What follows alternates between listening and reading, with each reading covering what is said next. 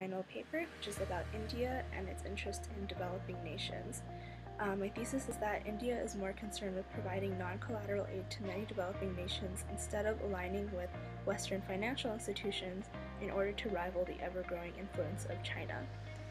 India has had a long-standing, well-known resistance to fully immersing itself in the global economy, in part due to anti-Western sentiment and the concept of Swadeshi, or to be self-sufficient.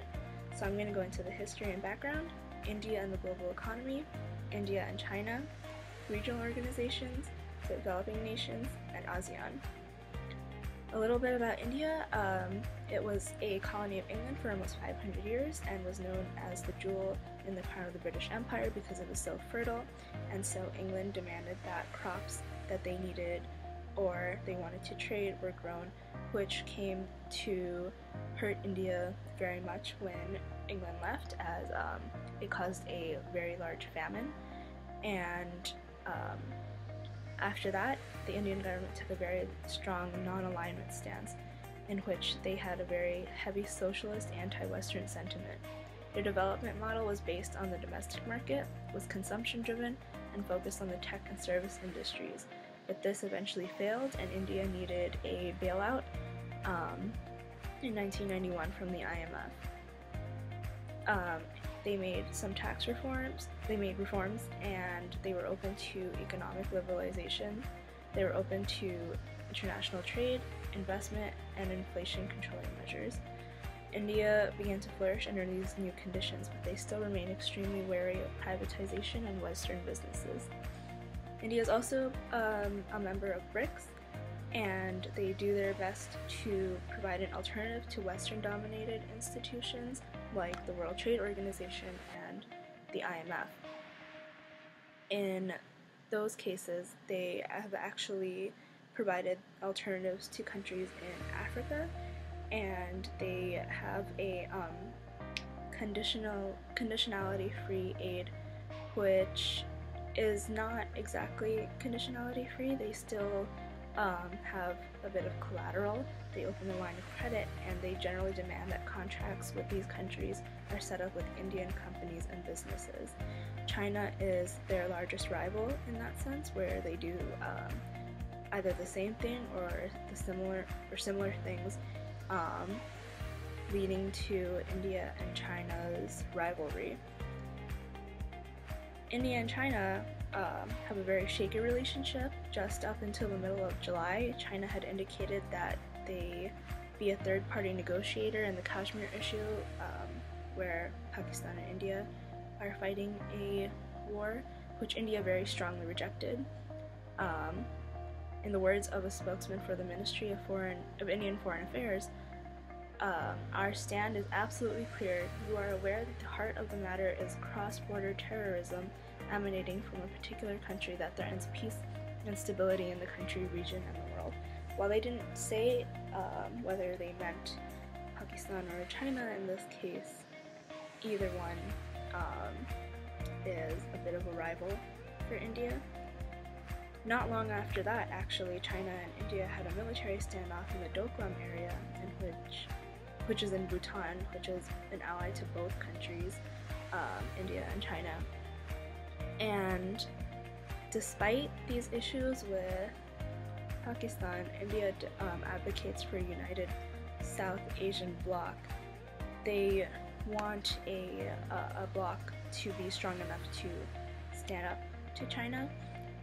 And so India is a major funder of organizations like the South Asia Sub-Regional Economic Cooperation, or SASEC, the BBIN initiative, which is made up of Bangladesh, Bhutan, India, and Nepal, the South Asian Association for Regional Cooperation, or SARC, and all of these can be found under the Asia Cooperation Dialogue, and APEC, the Asia Pacific Economic Cooperation. All these cooperative measures work with the smaller developing nations, and India has helped improve their economies in some way or another. For a few countries, being part of these organizations and groups has helped. India also fulfills its goal to help developing nations succeed.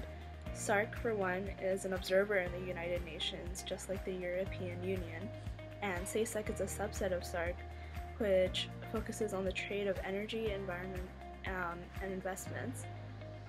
And India plays a very crucial role in SASEC, helping form and fund the South Asian Quadrangle, also known as the BBIN initiative. And this work is starting to have an impact. Bangladesh has definitely risen up in the ranks in terms of its economy, and it is known to be one of the most overlooked, untapped areas of the world. And the Boston Consulting Group estimates that by 2025, the middle class in Bangladesh will triple to about 34 million, raising the standard of living. India also recently announced its plan to give $9 billion worth of energy projects to Bangladesh. And as these two countries have always been extremely close, as they were all part of the territory that England had colonized, this deal also includes Nepal, who is part of the same territory, in securing a third line of power with Bangladesh. India also pledged $9.5 million to the African Development Bank in 2015 and has been keeping up with that promise.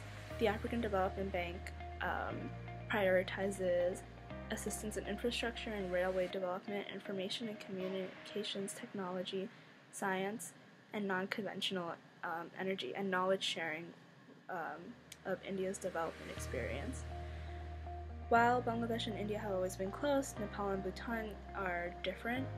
Nepal is a bit closer to India as they share Hinduism as a major religion, but Bhutan has always remained an ally of both India and China.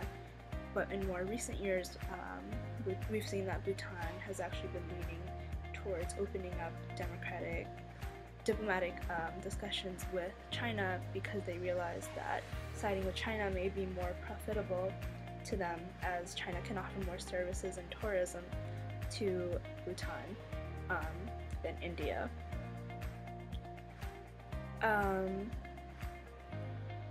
So while Pakistan and Bhutan have been moving away from India, India has been moving closer to the countries that are part of ASEAN, developing countries like Fiji. They also want to add Australia and Japan to these countries that they are trying to become allies with, because having those countries would definitely make them great rivals to China. This is all part of their policy called the Act East policy, promoted by Prime Minister Modi in 2015, and in the last 2 years it has made a lot of progress. In November of 2017, Modi actually promised $1 billion to promote connectivity, and during an India-ASEAN summit, and India is actively trying to revive bonds with countries like Fiji.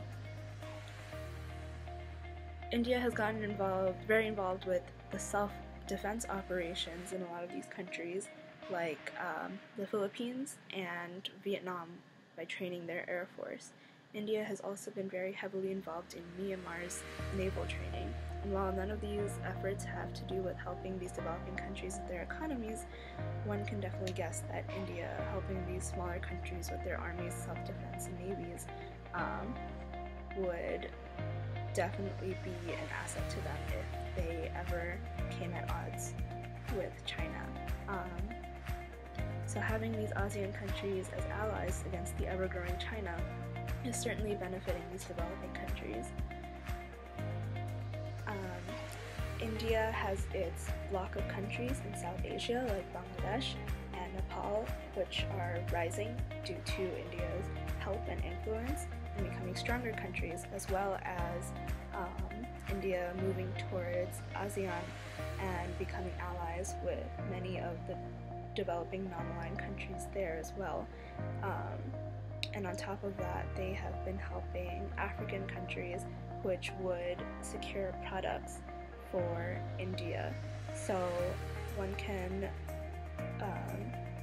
kind of assume that India is building allies and friendships and gaining strength in order to rival the ever-growing China.